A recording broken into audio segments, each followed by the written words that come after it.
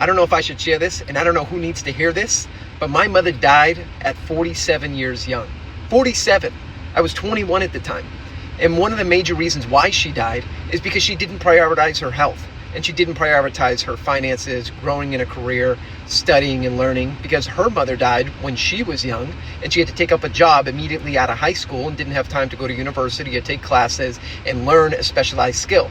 So what did she do? She got into the marketplace. She started working a 9-to-5, just a normal regular job as a cashier. Then she moved up in that job. Then she worked at Home Depot. Then she worked at another lumber facility and ended up making over $40,000 a year. And the people at the company felt that she was being overpaid for her position, just basically doing logistics for a lumberyard company. So what did they do? They lied and said that she stole money out of the cash register, because from 8 to 4 she would work one shift, and then from 4 to 5 she would work a cashier shift for the lumber company. And instead of them finding a real reason to let her go, they just said that she stole.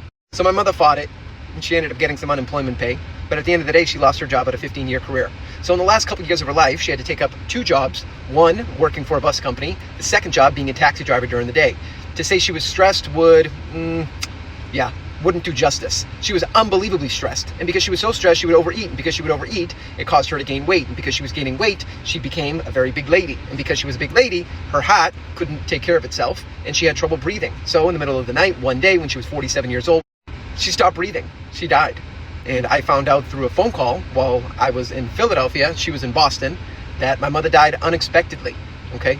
I knew that she had trouble breathing, and I knew that she didn't prioritize her health, and she had bad eating habits and didn't prioritize exercising and taking care of herself.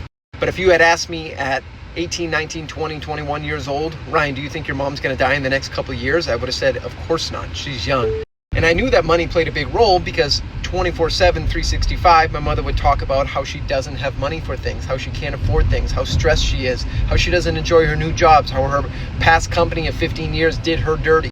This is one of the many reasons why I'm so passionate about helping others get control of their finances, to learn a specialized skill, to get into sales, to get into entrepreneurship, to become a business owner, or if you already are in sales, to set bigger targets and bigger goals, for you to achieve financial freedom, for you to set the goal and the target to become the first millionaire in your family. Because I've seen firsthand what a lack of resources and a lack of money can do to someone, what it can do to a family. Because she told me with her lips, she told me how stressed she was every single day, that she couldn't make rent, that she couldn't pay the mortgages, she couldn't pay the bills, that she was stressed out, that she was getting foreclosed on, that she couldn't afford the car payment, that she had to get her car repoed, and barely had money for food, and barely had money for a gym subscription, and didn't take the time to prioritize her health. One thing leads to another. So if there's any message from this video today, number one, that my mom could share with you, if she was still here today, take care of your health and take care of your finances.